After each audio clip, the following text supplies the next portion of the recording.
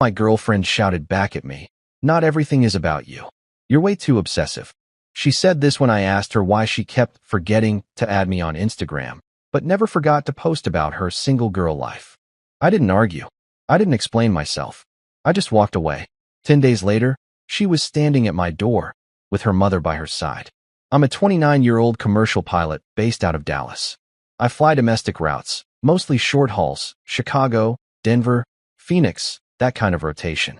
The job pays well, keeps me busy 3 weeks out of the month, and gives me enough downtime to pretend I have a normal life. Her name was Ashley. We'd been together for 11 months when this happened. She was a marketing coordinator for a tech startup downtown, always talking about brand strategy and engagement metrics. I thought we were solid. I really did. But looking back now, I realize I was the only one who thought that. It started in late April. I came back from a 4-day trip to find her glued to her phone more than usual. Not texting me, just scrolling, laughing at things she wouldn't show me, typing fast, and then deleting. When I asked what was so funny, she'd flip the screen down and say, "Nothing, just work drama." Fair enough. I didn't push. Then I noticed the Instagram thing. Ashley had always been active online. Stories every day, brunch pics, gym selfies, sunset shots with captions like, "Living my best life." But here's the thing, she never tagged me, never posted us. And when I asked her one night why she still hadn't accepted my follow request, she laughed it off. "Babe, I barely use Instagram anymore.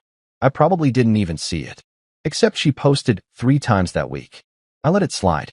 Didn't want to seem insecure. Didn't want to be that guy. But then, on May 9th, she posted a carousel. 6 photos. Her at some rooftop bar with 2 girlfriends I'd never heard of. Caption, "Single girl summer starts now, nail polish sparkles." I stared at my phone for a solid minute.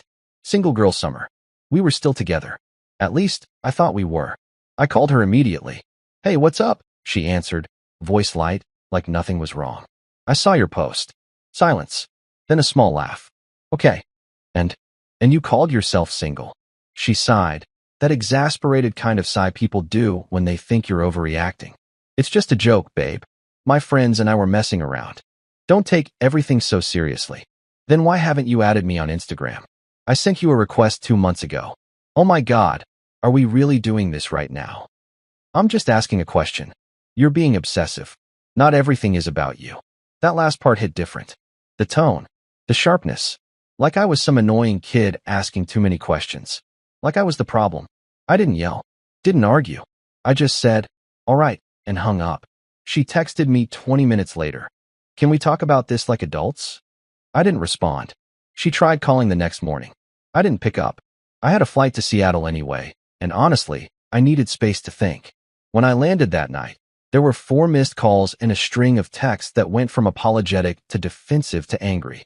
"I can't believe you're doing this over a stupid Instagram post. You're acting like a child. You're really gonna ignore me over something this stupid?"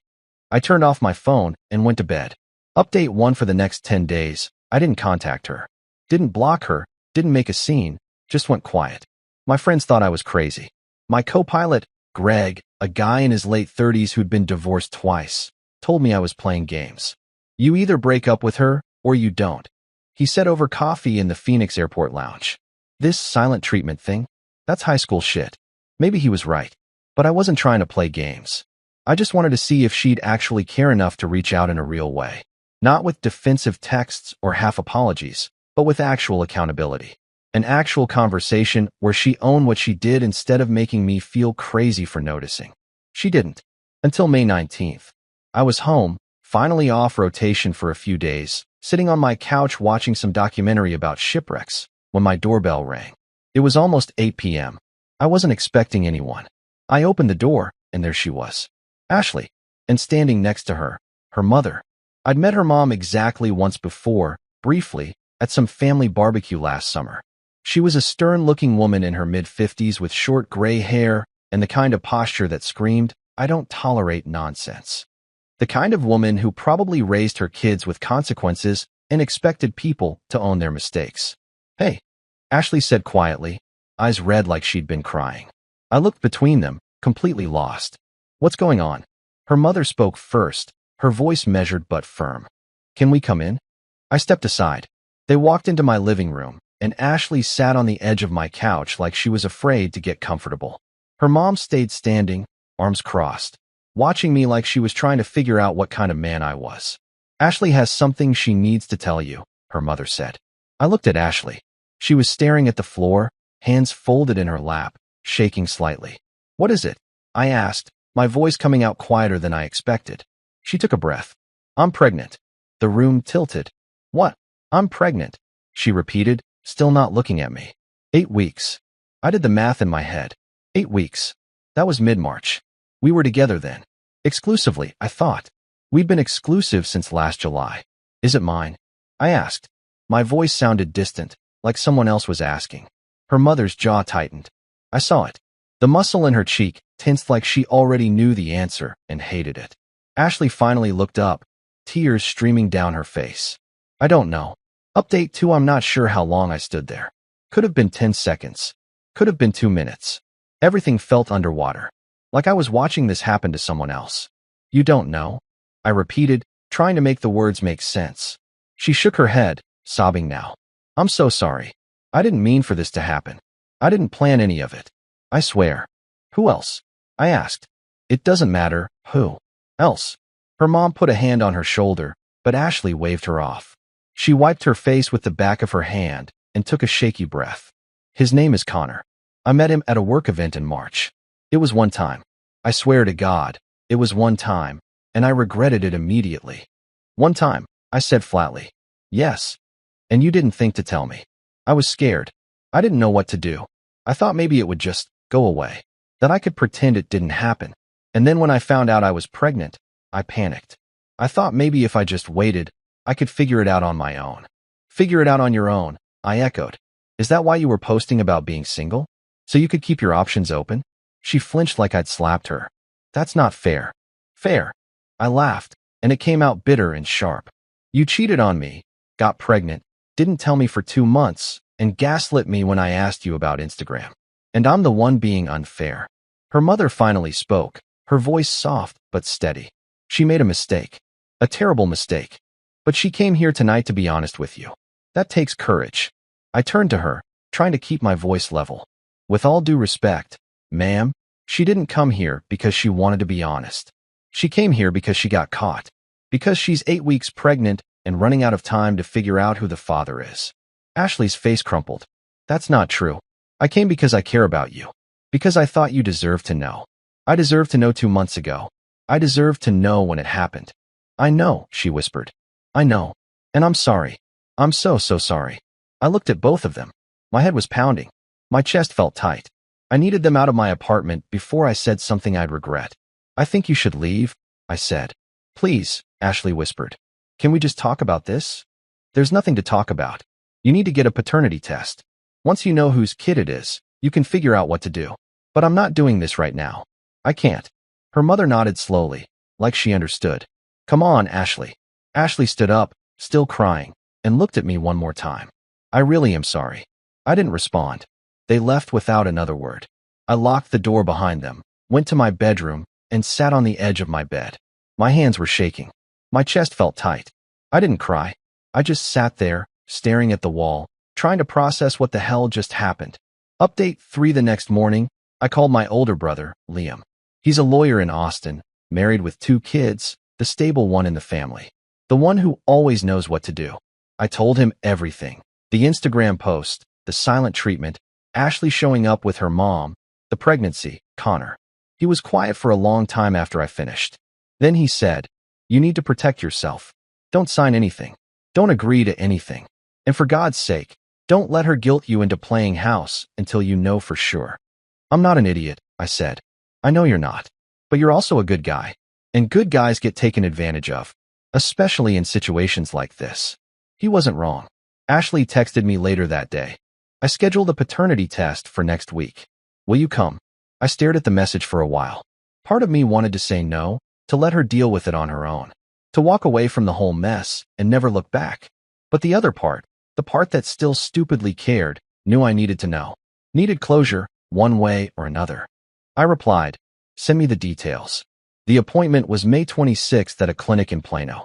Non-invasive prenatal paternity test. They'd take her blood, take mine, and compare the fetal DNA. Results in a week, maybe less. When I got there, Ashley was already in the waiting room with her mom. She looked exhausted. Dark circles under her eyes, hair pulled back in a messy bun, no makeup. She didn't try to talk to me, just gave me a small nod when I sat down across from them. We sat in silence until they called us back. The whole thing took maybe 20 minutes. Blood draw for both of us. Paperwork. Consent forms. The nurse, a kind-looking woman in her 40s, explained that they'd email the results to both of us once the lab processed everything. Usually 7 to 10 business days. Do you want to know the gender? She asked Ashley. Ashley glanced at me. I looked away. No, she said quietly. Not yet. We left separately. Didn't say goodbye. I walked to my car, sat in the driver's seat, and just breathed for a few minutes before starting the engine. The next week was the longest of my life. I flew 2 trips, Houston and back, then a turnaround to San Diego, and barely slept. Greg asked if I was okay. I told him I had the flu. He didn't believe me, but he didn't push. On June 2nd, the email came through. I was in the airport parking lot at DFW, about to drive home after a red-eye from Denver, when my phone buzzed. Subject line: paternity test results, confidential. I opened it with shaking hands.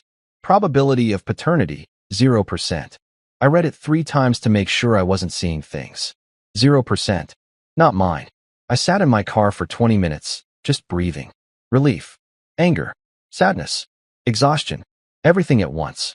I felt like I'd been holding my breath for 2 weeks and could finally exhale. Then I forwarded the email to Ashley with a single line: good luck. I blocked her number after that. Blocked her on everything. Instagram, WhatsApp, even LinkedIn.